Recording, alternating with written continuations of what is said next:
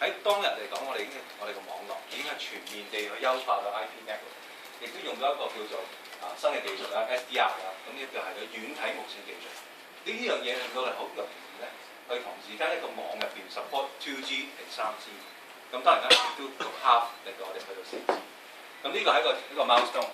咁你會見到其實當我哋第一時候做嘅時候，我哋 launch 咗，亦都係擺咗 LTE 測試喺呢段時間。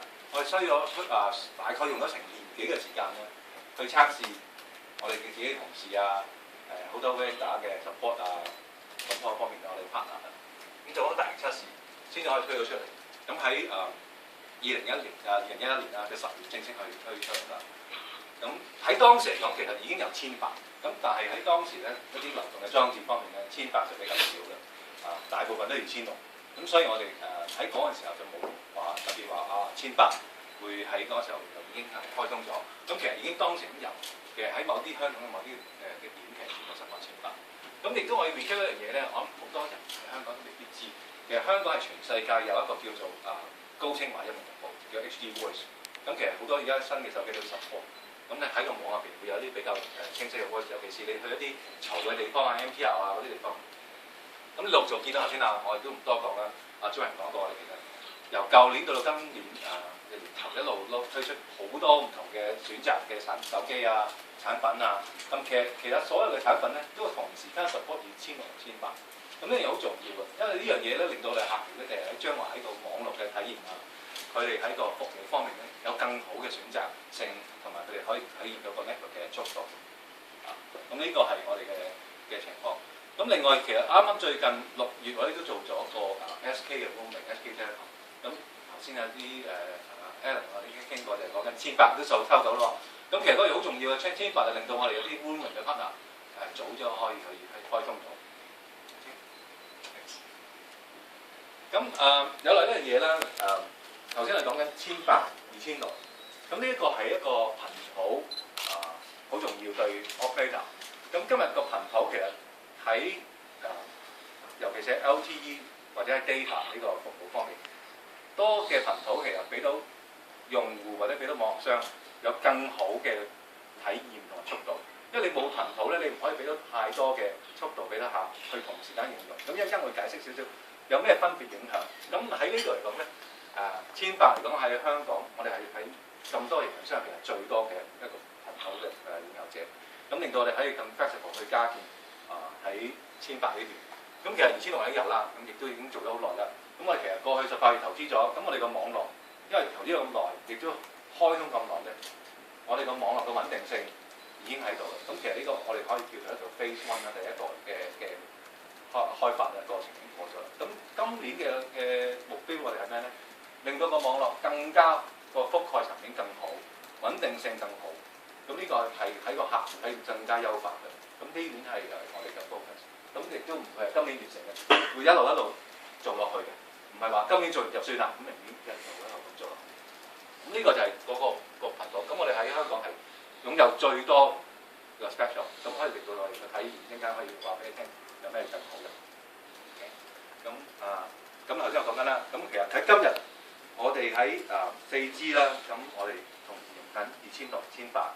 咁因為個 coverage 已經去到90% 嘅，我哋已經做咗好耐。咁1800我哋可能有啲人 question 1800會點樣啊？我哋會繼續發展1800，會同時 cover 等於2600個 population coverage 人口嘅 coverage。咁呢個係我哋 expect 會有嘅嘢。咁幾時咧？咁我哋 expect 最快最快最遲都喺2020年做到晒。咁所以有啲頭先話有1800已經有就 coverage 啊，你會見到一日多上去咁今日其實已經做得幾好㗎。咁你會見到年尾更好OK。做到呢樣嘢咧，其實今日我哋都要 announce 多一樣嘢，就係令到我哋更容易去做到一樣嘢咧。我哋用一個新嘅軟體嘅無線技術，一個基站嘅equipment。呢個 equipment 咧，我係同我哋嘅開發商啦，我哋個網絡供應商咧一齊開發咗好耐，中興啊。咁係第一個係有呢樣嘢嘅，係佢哋喺全世界我係第一個營運商用呢個產品。呢個產品係咩咧？傳統一個發射站要好多 equipment 因為香港大家都知道啦，有4G、3G、2G， 又有唔同波段。咁傳統嘅基站咧就要裝好多嚿呢啲嘅嘢，去招呼唔同嘅頻譜，咁令到好慳位啦，好嘥電啦，要嘥好多時間去裝啦。咁呢啲嘢全部發生。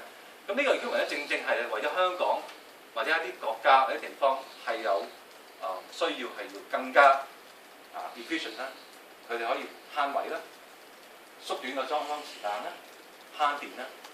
咁呢一個新嘅 equipment 咧，佢同時間 support 2000同2800。咁好處就係佢唔會有兩種唔同嘅 equipment 咁同埋佢2000同2800咧同時嗰個 GSM 嘅，咁令到可以個網絡更加一體化。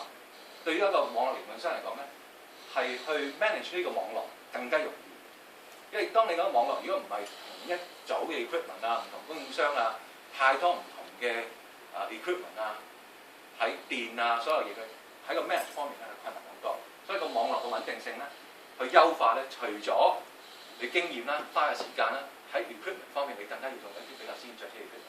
咁呢樣嘢正正咧喺俾我哋咧喺香港咧更好。咁呢一個 equipment 頭先我講緊咧，我用咗佢之後咧，我傳統要裝5個嘅，而家裝1個。咁我今日冇帶呢個嘢落嚟，因為我可以去隨時同我哋 PR 同事約，我哋去可以 centre 睇到呢件實物。咁其實唔係大嘅，差唔多大嘅。其實 actually 而家見到嗰個增咁就係6%度。咁更加慳電。咁今年嘅年頭咧，我哋攞咗 ICT Green Award 嘅。咁亦都因為正正我哋個網絡，除咗投資喺話用一個最好嘅技術，亦都喺環保方面嘅體現。呢個係俾我哋 hard power 上方面嘅優勢。OK。咁頭先我講緊啦，我哋話頻譜係有個最多啦。咁頻譜對啲用戶係咩意思咧？其實幾難理會嘅呢樣嘢。頻譜嘅意思係乜嘢？頻譜我大家都唔知嘛。我淨係知道我要買個手機2.4、2.6。定係2100、2300咩嘅波段？咁其實亦都正因為用電話嗰個智能電話用 data 多，頻譜開始咧會令到一個演變，就係話俾你聽到咧好清晰地，尤其係頻譜影響每一個客戶用智能手機，佢哋每一日用嘅時候個體驗經驗點樣？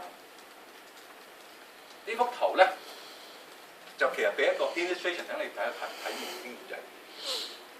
我而家用一個好似馬路嘅形式俾到你睇到，你會見到一條拎有一個街單程路嘅馬路。當你有10架車、100架車喺度行嘅時候，你個車行嘅速度可能得20、30。當你有一條路係有3至4條線嘅，有100架車，你可能得40kilometer嘅速度。咁當你有更多嘅時候，咁你可能你搭 highway 你可以同時間揸住 keep 住 constant 揸住80、90、100都冇問題。咁呢個正正就係頻譜越多，會俾到用戶體驗就係你可以俾到用戶嗰個經驗喺你個網入邊個 constant 嘅速度個穩定性係更好。如果你冇嘅話，個客戶點樣？佢就會好似 shopping experience 我哋叫做窒下啦。或者你係行兩步停一停，行兩步停一停嗰個效果。咁呢個就係喺個頻譜同個網絡供應商。咁我哋 CSL 點做咧？或者 2P 點做咧？我哋將2.6同1800同時間咁做。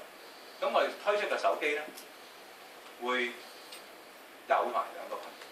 咁我哋當咁嘅情況之下咧，手機同個網絡嘅配合，佢哋可以喺唔同嘅時間用最好嘅頻譜去用個網絡，咁令到佢所有嘅時間有更好嘅體驗。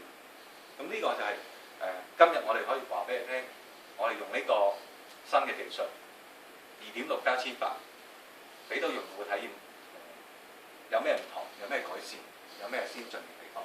咁呢個就係我哋想 deliver 嘅 message。Okay, say something about